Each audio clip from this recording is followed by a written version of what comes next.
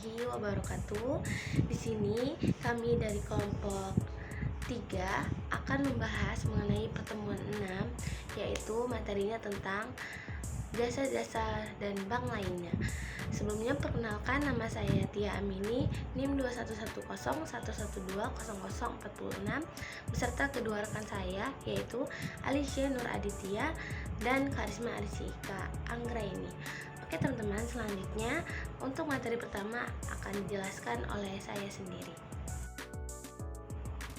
Oke teman-teman, selanjutnya kita akan membahas mengenai pengertian jasa bank. Jadi, bank menawarkan beragam jasa perbankan. Jasa-jasa yang ditawarkan kepada masyarakat mempermudah berbagai transaksi ekonomi masyarakat dan menunjang pemasaran produk simpanan dan kredit atau pinjaman. Semakin lengkap jasa yang ditawarkan oleh sebuah bank, maka semakin handal pelayanan yang diberikan oleh bank tersebut. Selanjutnya yaitu manfaat layanan pada jasa bank. Selain memberikan pelayanan prima kepada nasabah, bank akan mendapatkan fee dari layanan jasa yang dipakai oleh nasabah tersebut dan yang dihitung berdasarkan jenis transaksi yang dimanfaatkan oleh nasabah.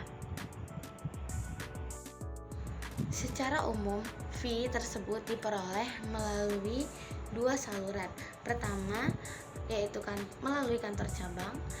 Kantor cabang meliputi jasa yang terkait. Pertama, transaksi dalam negeri, yaitu kiriman uang, pembuatan bank garansi, pembukaan surat kredit, berdokumen dalam negeri merupakan lokal L atau C.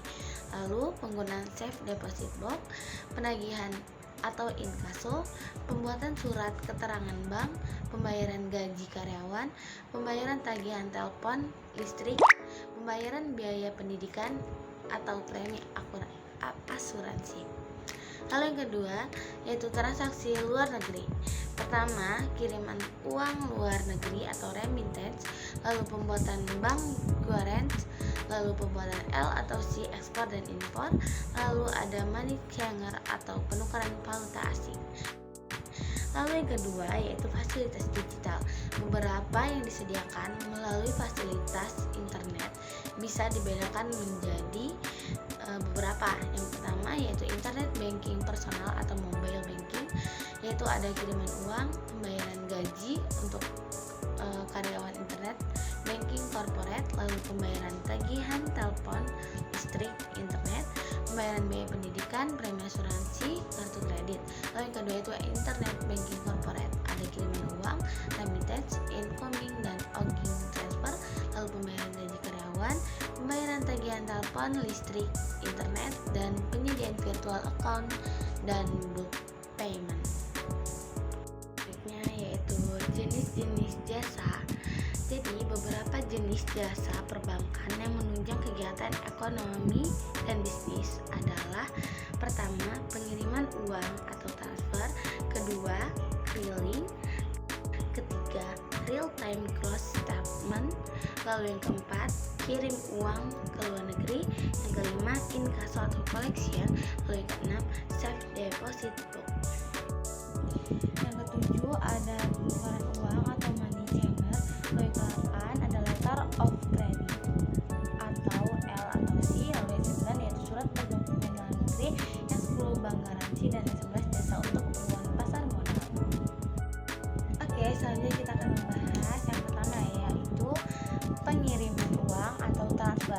Jadi jasa pengiriman uang adalah jasa pengiriman uang lewat bank baik dalam kota, luar kota, ataupun ke luar negeri.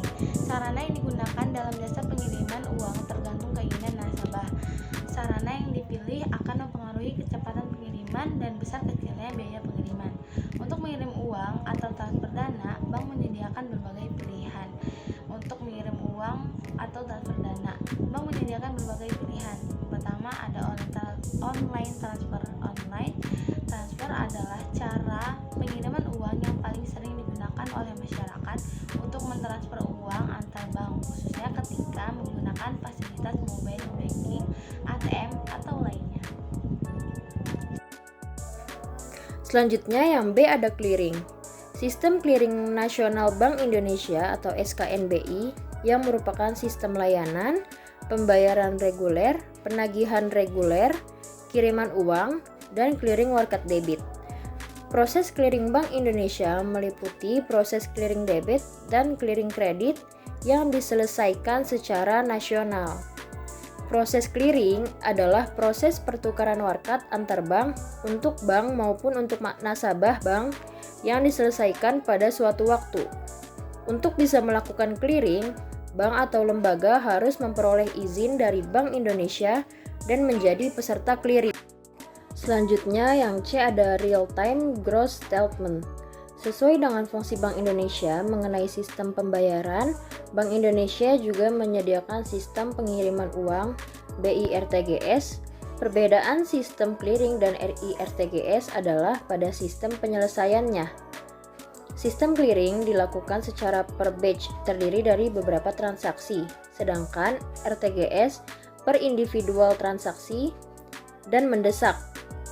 Sistem ini disediakan untuk mengirim uang dengan nilai nominal 100 juta ke atas. Besaran tarif bank ke nasabah sesuai dengan kebijakan masing-masing bank, namun maksimal adalah 30.000 per transaksi. Selanjutnya yang D ada kiriman uang luar negeri atau remittance. Untuk memenuhi kebutuhan nasabah dalam hal transaksi luar negeri, bank menyediakan jasa pengiriman uang dalam bentuk valuta asing ke luar negeri atau menerima kiriman uang dari luar negeri. Yang pertama itu ada outgoing transfer atau kiriman ke luar negeri. Pengirim mengirimkan uang dalam mata uang rupiah, namun penerima akan menerima dalam mata uang asing. Selanjutnya yang kedua ada incoming transfer, kiriman dari luar negeri. Penerima uang merupakan nasabah bank di Indonesia sedangkan pengirimnya berada di luar negeri. Biasanya jasanya ini dimanfaatkan oleh tenaga kerja Indonesia untuk mengirimkan uang ke keluarganya. Selanjutnya yang E ada inkasso atau collection. Jasa lain yang disediakan oleh bank adalah inkasso atau collection, yaitu menagihkan warkat seperti cek, travel check, dan sebagainya yang berasal dari luar kota atau luar negeri. Proses penagihan warkat berlangsung selama 1-4 minggu dan besarnya fee yang dibebankan kepada nasabah bergantung pada kebijakan bank. Selanjutnya yang F ada Safe Deposit Box.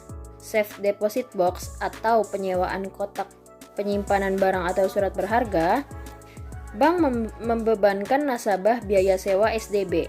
SDB dibuat dari material berbahan baja yang terletak di dalam ruang khasanah atau kokoh dan tahan api. Untuk memanfaatkan jasa SDB, nasabah diharuskan membuka rekening produk simpanan. Yang D ada penukaran uang atau money changers. Jasa ini dibutuhkan oleh masyarakat, baik untuk keperluan pribadi, semisal akan berpergian ke luar negeri dan membutuhkan USD, maupun bisnis, semisal untuk pembelian bahan baku di luar negeri dan sebagainya. Selanjutnya yang H itu letter of credit atau LC. Ini untuk mendukung perdagangan internasional masyarakat agar transaksi berlangsung aman. Bank menyediakan fasilitas penerbitan letter of credit atau LC, application atau importir yang merupakan nasabah meminta bank atau disebut issuing bank untuk menerbitkan LC yang berisi janji bank untuk membayar sejumlah uang kepada penerima LC atau beneficiary atau eksportir. Selanjutnya ada I, SKBDN atau surat berdokumen dalam negeri. Itu untuk perdagangan dalam negeri, nasabah dapat memakai SKBDN.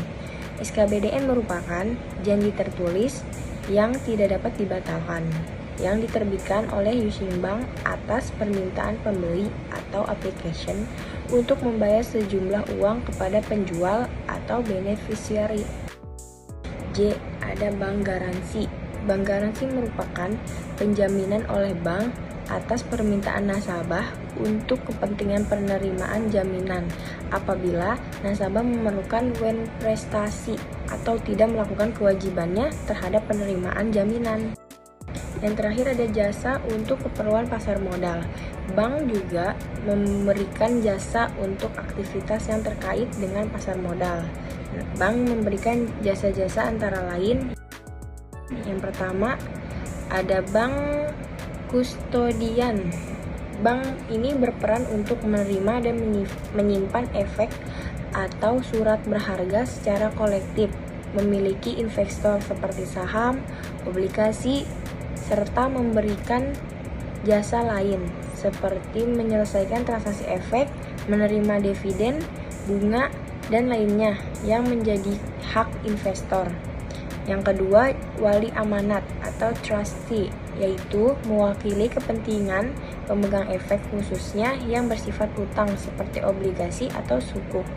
Wali amanat berperan untuk kepentingan kreditur karena lembaga ini akan memberikan informasi mengenai kondisi dan perkembangan emiten.